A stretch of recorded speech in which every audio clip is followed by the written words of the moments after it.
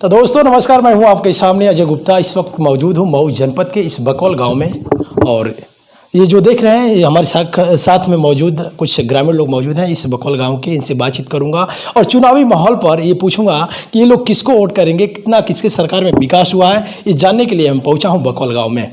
आइए लोगों से बात करते हैं। माता जी प्रणाम। प्रणाम। माता जी क्या लग रहा है आपको, इस बार किसको वोट करेंगे? जी हमको यही वोट देंगे कि बस मोदी को वोट देंगे। अच्छा, हमारे लिए मोदी बहुत कुछ किए हैं। बिल्कुल हाँ तय है। हाँ तय है। कौन सा काम कराए हैं मोदी आपके क्षेत्र में? कराए हैं, आवास दिए हैं, गरीबों लोगों को अन्न दिए हैं खाने के लिए। बस क्या इस सपा सरकार में नहीं मिलता था? नहीं कुछ नहीं मिलता, गुंडागर्दी होता है। भाई साहब आपको क्या लग रहा है? बीजेपी तय है एकदम फाइनली। कौन सा मुद्दे पर आप बीजेपी लाना चाहते हैं? सेफ्टी, सिक्योरिटी, विकास योजनाएं, इतनी सारी योजनाएं। जो पढ़ने वाले युवाएं हैं उनको नौकरी आज भी है, वो पढ़ाई तो करें। अच्छा, मऊ की अगर बात किया जाए, मऊ में विकास कितना हुआ बीजेपी सरकार में? मऊ में देखिए तो विकास नहीं हुआ, क्योंकि यहाँ कुछ गलतियाँ अपने लोगों की भी हैं, जिन्होंने सदर से लगभग लास्ट 15 ईयर से मुख्तार को लाके बैठाया हुआ है, जो कि अभी भी जेल में ही पड़ा हुआ है जब से जीता वो। तो जो आदमी एक जेल में बैठा हुआ वो क्या विकास करेगा? मुख्तार मसीहा है कि माफिया? ये पूरी दुनिया जानती है माफिया है। मसीहा कुछ लोग नहीं बताते हैं, कुछ लोग कि माफिया है, मसीहा भी है। देखिए भाई साहब, वो वही बोलते हैं मसीहा जिनका ब्रेन फुल्ली वॉश कर दिया जाता है। मैं कश्मीर में पोस्टेड रहा हूँ, मुझे पता है ब्रेन वॉश कैसे किया जाता है। अच्छा, आप आर्मी की नौकरी में थे? रिटायर्ड हूँ मैं फौज से। जय हिंद। आप? जय हिंद। और जितने मैं ये जानता हूँ कि जितने लोग देख रहे हैं मुझे, अगर उनके कोई भी रिलेटिव्स फौज में होंगे, उनको कॉल करके आप पूछिए, वो चाहे किसी भी जाति का हो, सबसे निम्न जाति का हो या उच्च श्रेणी का हो, वो बीजेपी को ही सपोर्ट करेगा। यहाँ से अशोक सिंह जी उठे हैं इस बार, बट उनकी जगह अगर कोई SC ST या OBC भी उठता ना, तो भी लोग बीजेपी को ही देते। हम जातिवाद से दूर रहते हैं। अच्छा बताइए, कल्पनाथ राय जब यहाँ के सांसद हुआ करते थे घोसी लोकसभा से, तो उनके हटने के बाद मऊ में जो प्रसिद्ध काम कराए थे, जैसे ओवरब्रिज को ले लीजिए, चाहे अपना इधर राजकीय विद्यालय, केंद्रीय विद्यालय देख लीजिए, तो ऐसे ऐसे काम को कराए जो हटने के बाद उनके यहाँ ये मऊ जनपद में कुछ विकास नाम का चीज़ नहीं हुआ। बीजेपी आई, उसी चीज़ को रिपेयरिंग करना शुरू कर दी। इस पर क्या कह रहे हैं? बीजेपी फुल्ली टोटली एकदम सपोर्टिव अगर वो आएगी सरकार यहाँ पे, समझ रहे हैं। मगर हमारे पास सदर से भी अगर वो आती है, घोसी विधानसभा से आई रही है, तो हर जगह से अगर वो आएगी तो इकट्ठा काम करेगी। बट यहाँ क्या होता है कि 2 जगह से आती है, 2 जगह से मुख्तार आ जाते हैं। या फिर बीजेपी सरकार में दंगा हुआ कि नहीं मऊ जनपद में? बीजेपी में कभी नहीं हुआ दंगा। मऊ में दंगा हुआ ही नहीं बीजेपी सरकार में। जब भी हुआ मुख्तार सरकार में या फिर सपा के सरकार में, बसपा के सरकार में। इवन अभी भी देखिए बीजेपी सरकार में यूपी में क्राइम रेट वही है, रेशियो कम ज़्यादा होता है, बहुत कम है। दोस्तों आपको बता दूं कि मैं उसी क्षेत्र में हूं जहां के विधायक बाहुबली मुख्तार अंसारी आज यहां से 20 साल से विधायक रह चुका है, लेकिन मऊ का जो विकास किया देखा जाए, विकास नाम पर कोई काम नहीं हुआ है। लेकिन यहाँ ये लोग हैं, इनसे बातचीत करूंगा। भाई साहब क्या लग रहा है आपको? अच्छा लग रहा है। ठीक है ना? हाँ ठीक है। खाना खाए हैं? अब खाना कहाँ खाए हैं, अब देहात में खाना इतना जल्दी नहीं मिलता है।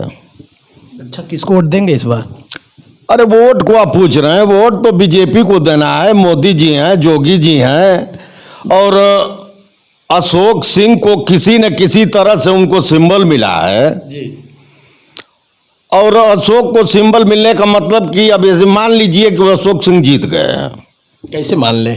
मान लीजिए सर, हर जाति और कौम के लोग बीजेपी से जुड़े हुए हैं, और बीजेपी यहाँ की सीट, मऊ पूरे विधानसभा की सीट जो है वो मऊ की चारों सीटें मतलब कि बीजेपी की निकलेगी। क्यों? इधर सपा भी कह रही है, देखा जा रहा है घोसी विधानसभा से आपके दारा सिंह चौहान आ गए। हाँ गलती कुछ हुई है, गलती होती है, लेकिन फिर भी उसमें सुधार आ जाएगा। वो भी सीट वहाँ से लड़ रहे हैं, रामविलास चौहान जी, वो भी वहाँ से निकल जाएंगे। अच्छा बताइए, क्या वजह थी कि जो कैबिनेट मंत्री के पद पे थे दारा सिंह चौहान बीजेपी सरकार में, मधुबन के विधायक थे, घोसी विधानसभा से सपा ने उनको टिकट दे दिया, क्या वजह थी वो बीजेपी छोड़कर सपा में शामिल हो गए? ऐसा है कि वो पहले वन मंत्री थे, बीजेपी सरकार में वन मंत्री थे, और काट की उल्लू की तरह मतलब इधर उधर अपना किसी तरह कोरम पूरा किए। बीजेपी सरकार में? बीजेपी सरकार में, उनकी नीयत खराब थी और जैसे ही काम उनका पूरा हो गया और इसके बाद तुरंत उन्होंने दल बदल दिया। कौन सा काम पूरा हो गया? काम मतलब 5 साल जो सरकार चलती है 5 साल ये रहे और 5 साल रहने के बाद देखे कि भैया इसमें दाल गलने वाली नहीं है तो अपना पाला बदल लिए। ये पाला बदल को तो काम करते हैं। उनके मन में ये ख्याल नहीं ना आया कि इस बार सपा सरकार आएगी इसलिए मैं सपा में शामिल हो गया? बिल्कुल उनके मन में आया होगा तभी तो गए हैं, मन में उनकी आया है तभी सपा सरकार में गए हैं। आप भी मानते हैं कि सपा की सरकार आएगी? सपा की सरकार आएगी कहाँ सोच रहे हैं आप? 325 पिछड़ी मर्तबा थी। अच्छा, जो सपा यहाँ पर काम लेकर आई यूपी में, जैसे 112 नंबर देख लीजिए, अभी उसको योगी जी 112 कर दिए, 100 सपा लाई थी। एम्बुलेंस की गाड़ियाँ देख लीजिए, कौन ऐसा काम जो सपा का आपको अच्छा नहीं लगता है?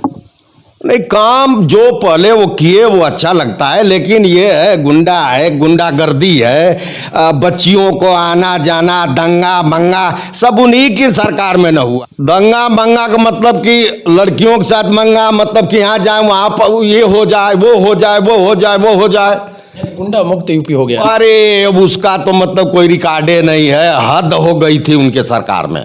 अच्छा, मऊ की अगर बात किया जाए, मऊ यूपी का छोटा शहर है जी, अगर इसमें 4 विधानसभा हैं, जी, चारों विधानसभा से कौन सा प्रत्याशी जीत हासिल करेगा, कौन सा नहीं? और हमको तो लग रहा है कि सभी प्रत्याशी निकल जाएंगे। सपा बसपा भाजपा? नहीं, भाजपा निकलेगी, सपा बसपा नहीं निकलेगी, भाजपा की 4 सीट निकलेगी। भाजपा 4 सीट भाजपा। मुख्तार को हरा देंगे आप? और वो तो मतलब कि अब मान लीजिए कि हारे गए हैं। उनका लड़का अब्बास अंसारी दाव दे रहा है अशोक सिंह को। नहीं, उससे कोई नहीं फर्क पड़ेगा, उससे कोई फर्क नहीं पड़ेगा। बिल्कुल तय है, अशोक सिंह निकल जाएंगे, अशोक सिंह निकल जाएंगे। दोस्तों कुछ महिलाएं इधर मौजूद हैं। माता रानी आपको प्रणाम। कौन पड़ा? ये बताइए इस बार किसको वोट करेंगे? भाजपा को वोट दोगे? कौन सा काम भाजपा का अच्छा लगता है आपको? भाजपा का हमको सब कुछ अच्छा लगता है। कैसे में बता दीजिए। ऐसे में जैसे गरीबों के लिए आवास दिए हैं, राशन मिल रहा है, सब कुछ मिल रहा है, तो हम तो उनसे प्रसन्न है, उन्हें वोट दोगे। ये जो फ्री का राशन 1 महीने में 2 बार मिल रहा है, ये मार्च तक ही मिलेगा? ठीक है, मिलेगा, उसके बाद तो नहीं मिलेगा, तब भी ठीक है, हमको संतुष्टि है, उन्हें वोट दूंगे मैं। अच्छा, आपको पेंशन मिलता है? जी, हम प्रसन्न हैं उनसे। क्या नाम पड़ेगा? देवंती से। माता जी क्या लग रहा है आपको? हम लोग भाजपा को वोट देंगे। तय है बिल्कुल। ठीक। भाजपा की क्या ऐसी चीज़ है जो आपको अच्छा लगती है? गरीबों को राशन मिलता है। आपको क्या मिलता है? आप कौन सा लाभ लिए बीजेपी सरकार में? तो दोस्तों, चुनावी माहौल में मैं चारों तरफ घूम रहा हूँ, ये वीडियो आप तक पहुँचा रहा हूँ और ये चचा है, इनसे भी बातचीत करूँगा। चचा क्या लग रहा है आपको इस बार? भाजपा आएगी, तय है बिल्कुल। बिल्कुल तय है, 100%। सभी लोग भाजपा, कोई सफाई नहीं दिख रहा है यहाँ। सफाई है ही नहीं, उनका सफाया हो गया है। हाँ, किस मुद्दे पर लाएंगे इस बार? अरे विकास के मुद्दे पर लाएंगे, कानून व्यवस्था बढ़िया है, बहन बेटियां सुरक्षित हैं, गुंडई एकदम खत्म हो गई यूपी से। तो सपा करे 300 से पार सपा सरकार। अरे वो तो कुछ विपक्ष वाले कहेंगे वो तो 400 पार कर रहे हैं, अखिलेश कहने से नहीं ना होगा। हाँ, क्या पश्चिमी की हालत खराब नहीं दिख रही है? नहीं, पश्चिमी आधा आधा है, आगे मध्य में एकदम वो गायब हो जा रहे हैं।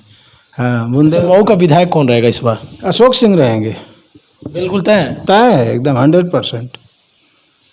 और हार जाएंगे इस बार? और क्या, उनका लड़का अब्बास अंसारी इस बार लड़ेंगे। अब ये बतलाइए, गुंडा का लड़का गुंडे न रहेगा, शरीफ होगा। देख सकते हैं भाई साहब बता रहे हैं, गुंडा का लड़का गुंडे हो ये होते हैं। थोड़ा सा आप पीछे चलिए, थोड़ा सा दिखाइए। और कुछ यहाँ पर एक ये पढ़ाई करती हैं, युवा हैं, इनसे बातचीत करूँगा। आपका नाम क्या पड़ेगा? जी, ज्योति सिंह। ज्योति जी बताइए इस बार किसकी सरकार आएगी? जी हमारे अकॉर्डिंग तो योगी सरकार आना चाहिए जो कि बीजेपी से हैं।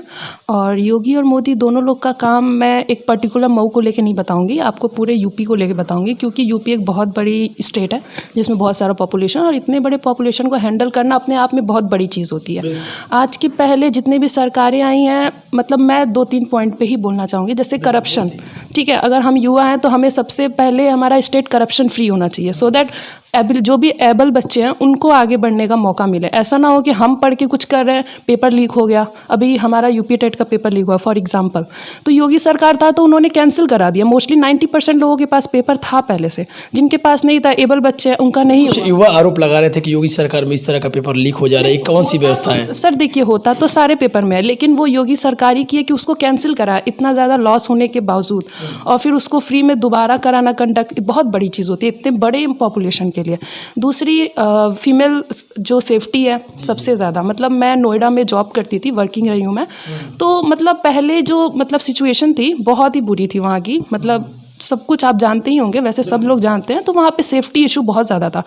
आज की डेट में ग्रेटर नोएडा और नोएडा हो जो कि बिल्कुल वेस्टर्न में पड़ता हो, गाजियाबाद, अच्छा, एक चीज़ मैं पूछूंगा आपसे कि प्रयागराज में जो दंगा हुआ, जो युवा रेलवे ट्रैक पे आकर आ गए, नौकरी की मांग कर रहे हैं, बेरोजगारी बढ़ी है कि नहीं इस सरकार में? बेरोजगारी की बात मैं उस हिसाब से नहीं करूँगी। मेरा ये मतलब है कि अभी जो पेंडेमिक चल रहा था, कोविड एक कितना बड़ा पेंडेमिक था, इतने लोगों की जानें गई, उस चीज़ को हैंडल करना अपने आप में बहुत बड़ी चीज़ थी। एक तो सबको सेफ्टी के नाम पे सबको डोजेस लगे हैं, सबको वैक्सीन्स लगी हैं। मानती हैं कोरोना है? कोरोना तो है ही, अभी भी है, कोरोना अभी भी है। आप मास्क नहीं ले रहे हैं? मास्क तो मैं अभी ठीक है, that's my fault, I accept that, but अभी भी है, और चीज़ों को हमें प्रोटोकॉल्स को फॉलो करना चाहिए, और सबको फ्री में डोजेस देना जो कि बहुत बड़ी चीज़ है। हमारा पॉपुलेशन बहुत बड़ा है, और आज की डेट में मैं एक चीज़ और मन में ख्याल आया, आपसे पूछ ले रहा हूँ कि ये बताइए कि जब रैलियाँ हो रही हैं, लोग मास्क नहीं लगा रहे, मोदी का हो, चाहे सीएम योगी का हो, चाहे अखिलेश जी का देख लीजिए, उसमें कोरोना है कि नहीं है? कोरोना तो है देखिए, लेकिन अभी ये है कि अभी जो है बहुत ज़्यादा हाई लेवल पे नहीं है, उसका जो कैरियर है बहुत ज़्यादा उसमें नहीं है, लोडेड नहीं है। जब चुनाव होगा तो हाई लेवल पर हो जाएगा कोरोना। नहीं, अभी देखिए, जब तक हम सेफ्टी प्रोटोकॉल फॉलो करते हैं, ये मैं मान रही हूँ कि कोई भी सरकार हो, चाहे किसी की भी रैलियाँ हो, उसमें प्रोटोकॉल्स नहीं फॉलो हो रहे हैं जितने तक। अगली बार का आपको चुनावी माहौल याद है? जब कोरोना था तो कोरोना में लॉकडाउन खत्म हुआ और लाइनअप में लोग लग के वोटिंग कर रहे थे, उस समय कोरोना का ख्याल कोई नहीं कर रहा था। हाँ, मैं मानती हूँ उस टाइम कुछ गलतियाँ हुई जिसके नतीजे हमें भुगतने पड़े, और डेल्टा वेरिएंट आया, सेकेंड वेव, जो सबसे मतलब भारी प्रभाव पड़ा हमारे देश पे, बहुत लोग की जाने गई, हमारे दोस्तों में कई लोग के। अच्छा, एक चीज़ और बताइए, कोरोना में विद्यालय बंद हो सकता है, रैली नहीं बंद हो सकता है? बिल्कुल बंद हो सकती है, हमारा तो पूरा देश ही डिजिटल हो चुका है। ऐसा सरकार नहीं करती है? सरकार क्या करती है, देखिए हर चीज़ मैनेज तरीके से होती है, पूरा ऑर्गेनाइज होता है, प्लान्ड होता है। कुछ चीज़ें होती हैं, उनको हो सकता है कि वो सोचते हो कि ग्रामीण जगहों पे ना पहुंच पाए सबके पास। आज मतलब हम तो हैं, चलिए हम तो स्टूडेंट हैं। विद्यालय बंद था कई दिन, अभी खुल गया, क्योंकि अभी थोड़ा चुनावी माहौल आ गया सामने। ये आपका पर्सपेक्टिव हो सकता है ये भी है कि थोड़ा कोविड का अभी सिचुएशन कम हो चुका है, और छोटे मान लीजिए बड़े बच्चे हैं वो तो फ़ोन से पढ़ ले रहे हैं, जो बिल्कुल स्कूल गोइंग इनिशिएटिव पे हैं। टीवी देखती हैं कि नहीं आप? मैं बहुत कम देखती हूँ टीवी। जब बंगाल में चुनाव था तो चुनाव के समय देखा गया कि उस समय बंगाल में कोरोना नहीं था, जैसे चुनाव खत्म हुआ कोरोना का पॉजिटिव की संख्या ज़्यादा हो गई थी वहाँ पे। क्योंकि कोरोना एक वायरस है जो कि अपना अलग अलग वेरिएंट लेके आ रहा है, ठीक है, और ये सबको पता है कि वायरस छुआछूत से ही फैलती है। तो हम जब तक कि एक नया ऐसा न प्रोटोकॉल जब तक कि ऐसा कोई वैक्सीन ना हो, या फिर हम बिल्कुल सेफ ना हो जाए, बिल्कुल कोविड चला ना जाए, तब तक तो हमें प्रोटोकॉल फॉलो करना पड़ेगा। चाहे ये हम पिछले 3 साल से देख रहे हैं कि कोविड बढ़ रहा है, घट रहा है, बढ़ रहा है, क्योंकि ये बस हमारे प्रोटोकॉल्स फॉलो नहीं हो रहे। थोड़ा सा कोविड कम हो रहा है, हम एकदम। हमको तो लगता है कि रैली में कोरोना नहीं जाता है, नाइट में आता है 11 से 6 बजे तक, और हमको लगता है कि इधर चुनाव में भी नहीं आएगा, चुनाव के बाद हो सके तो आ जाए। पढ़ाई पीरियड में स्कूल बंद हो जाएंगे, कंपनियां बंद हो जाएंगी, फैक्ट्री बंद हो जाएंगी। नहीं, कंपनियां तो देखिए, कंपनियां कोई बंद नहीं हुई, ठीक है। जो मैं खुद आईटी में जॉब करती हूँ, वर्क फ्रॉम होम चल रहा है हमारा, मतलब जो कि हम ऑफिस में 8 आवर्स लगते थे, यहाँ हम 10 आवर्स कर रहे हैं जबकि, ठीक है। और रही बात जो प्रोडक्शन हाउसेज हैं, प्रोडक्शन हाउसेज में 50% एम्प्लॉयज़ जा रहे हैं, बट बंद कभी नहीं हुआ, क्योंकि हमारा इतना बड़ा पॉपुलेशन है, अगर प्रोडक्शन बंद हो जाएगा तो देश चल ही नहीं पाएगा। और योगी की बात करें या मोदी जी की बात करें तो ये लोग जो है कि कोविड सिचुएशन को हैंडल करने के लिए, जहाँ की योगी यूपी में क्या है कि इतने ज़्यादा पॉपुलेशन है, यहाँ पे खाने की दिक्कत हो रही थी, सबसे बड़ी बात है। आधे लोग मनरेगा में ही काम करते हैं, तो उनको जो रोजगारी थी वो बंद हो गई थी, तो ऐसे में खाने की दिक्कत थी, रहने की दिक्कत थी। ऐसे में उन्होंने इसलिए ये स्कीम लाया कि फ्री में दो बार महीने में वो जो भी है इन लोग का अनाज वगैरह जो भी दे रहे हैं वो इसलिए दे रहे हैं ताकि लोग भूखे ना मरें हमारे देश के। तो ये चीज़ें लोगों को समझनी चाहिए। अच्छा, युवाओं को नौकरी कितना दिया फिर सरकार? देखिए ये फीसदी तो मैं नहीं बता पाऊंगी। युवा थे इसीलिए हम पूछते हैं। हाँ, वैसे तो मैं प्राइवेट में हूँ, प्राइवेट में जॉब करती थी, लेकिन गवर्नमेंट की बात करें तो मैं एकदम करेक्ट रेशियो नहीं बता पाऊंगी। बट हाँ, एग्ज़ाम्स जो हो रहे हैं प्रॉपर तरीके से हो रहे हैं। मैं ये कह सकती हूँ कि जो पेपर लीक हो गया या फिर जो भी मतलब चीज़ें करप्शन वाली चीज़ें वो कम हो गई हैं, मिनिमाइज।